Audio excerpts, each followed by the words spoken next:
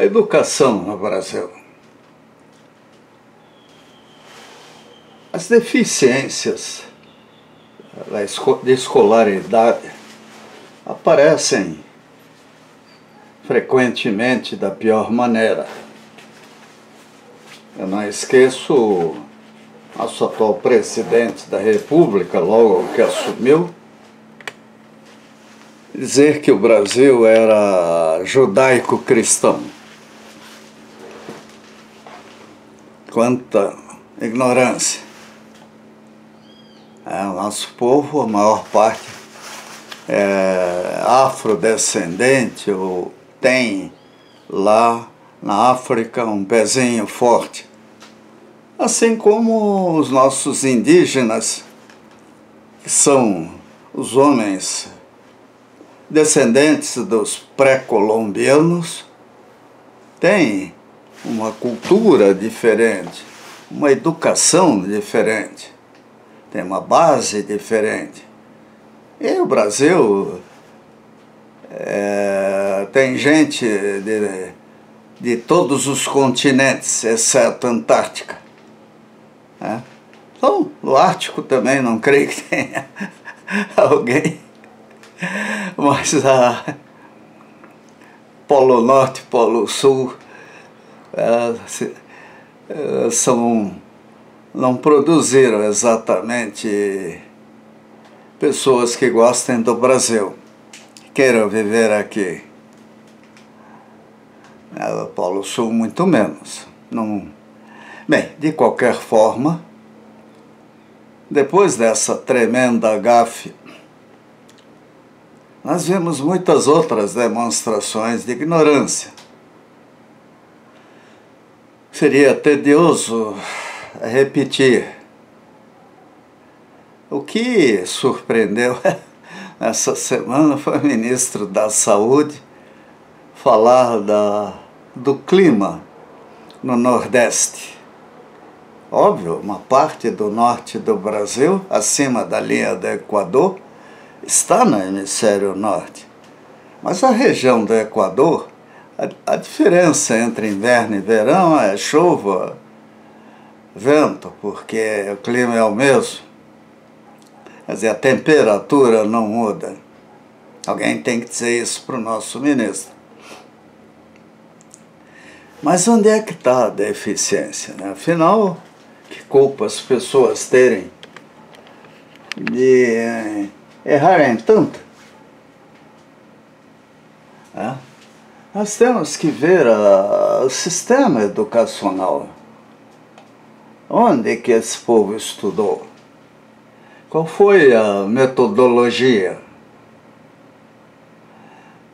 No meu tempo, década de 50, principalmente, e início da década de 60, em Blumenau, uma cidade que é polo educacional no Vale do Itajaí, os imigrantes alemães, luteranos, a primeira coisa que fizeram foi escolas e hospitais e procuraram dar ao povo de Blumenau uma base que eu tive a oportunidade de usufruir. Meus pais vieram do litoral, Florianópolis, Laguna. Então eu tive a chance de misturar muita coisa. E minha mãe era professora. Quando eu entrei na escola já sabia ler, escrever um pouco. Então, lá só não estudei grego porque eu fui da última turma. Da primeira turma sem ensino de grego. Mas estudei latim, castelhano, francês, inglês e português. Aprendi assim, muitas vezes de má vontade, línguas estrangeiras. Assim como o professor de geografia, o professor Kreibisch, que era fantástico, gostava muito das aulas dele. Ele insistia muito, e tinha uma didática boa naquilo que era a função dele, que era o ensino da geografia. A aula de ciências, o Colégio Santo Antônio tinha um laboratório enorme.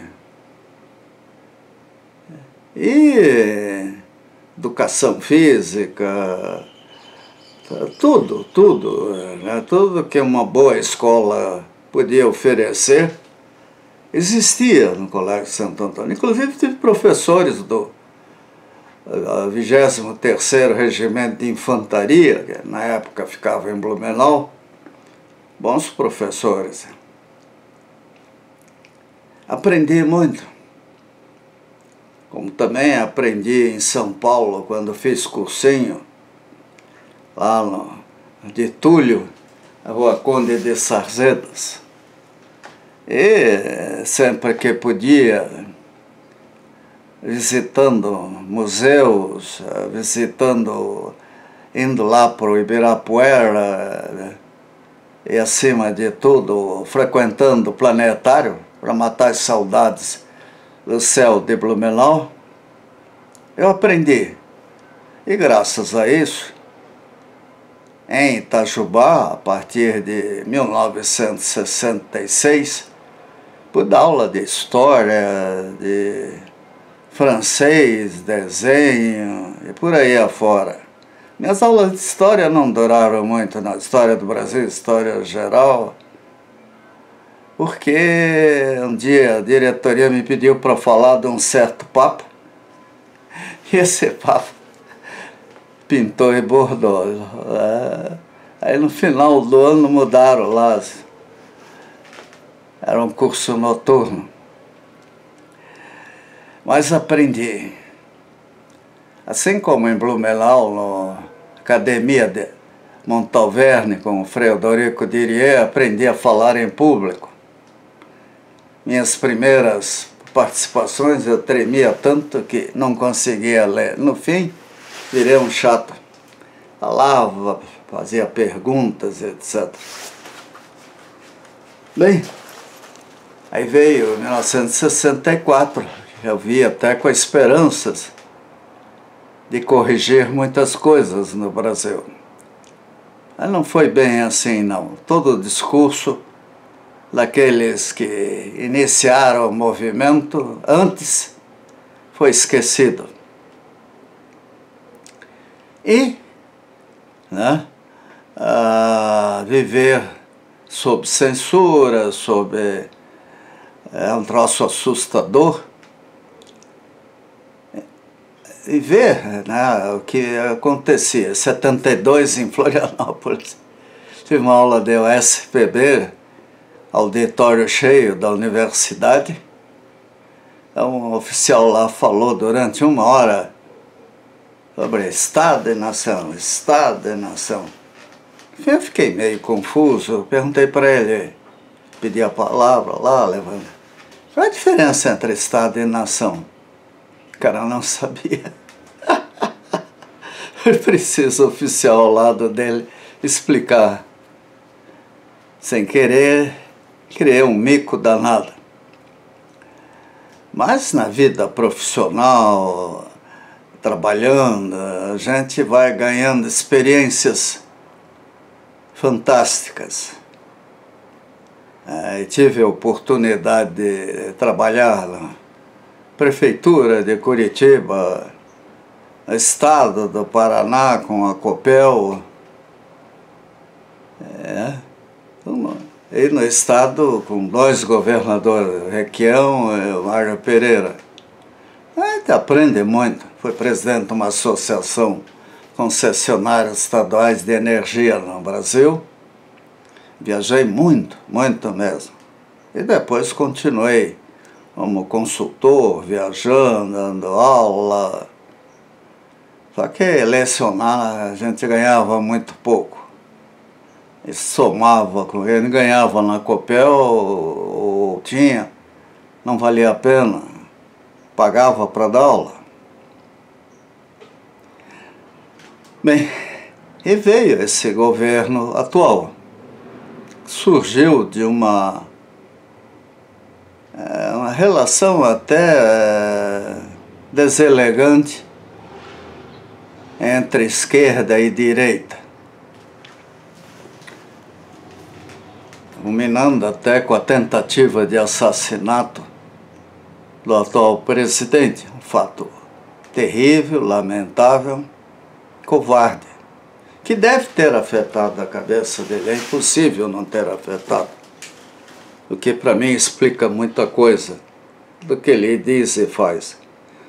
Mas, posteriormente, nas mudanças de ministério, rotina em qualquer governo, vimos recentemente o ministro da Educação espantosamente dizendo coisas absurdas, inacreditáveis. E continua lá como ministro.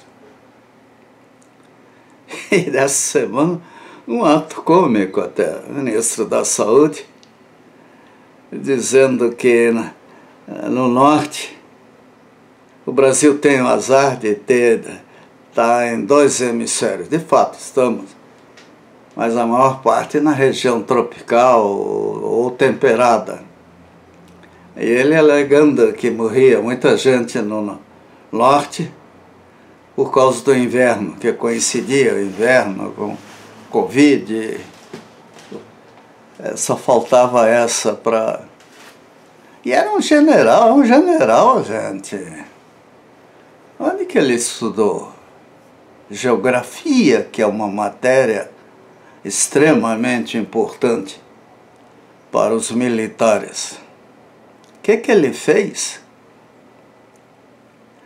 Como é que ele disse uma besteira tão grande? Que tipo de general ele foi, né? Acho que o ministro da Saúde tem a obrigação de saber muito mais, entre elas medicina, né? Ele parece que é da área de logística ou coisa assim. Então, gente, a gente desanima. Fazer o quê? Estamos numa democracia. E é importante que a democracia seja respeitada. E assusta até quando eles dizem que as Forças Armadas podem intervir sob o comando do presidente. Qual presidente? Esse que está aí? Que loucura! Então nós temos que rezar pela regularidade institucional e dar tempo ao tempo. Vamos sofrer com isso? Vamos. Felizmente, tem ministro ali que é bom. Eu sou fã incondicional do Dr. Paulo Guedes. Isso ajuda muito. Mas a qualidade de possíveis auxiliares de ditadores é um negócio preocupante. Então, gente, vamos rezar pela democracia, pelos 3 poderes, pela até fragilidade de qualquer um dos 3 poderes, para que nenhum deles se imponha energicamente aos demais.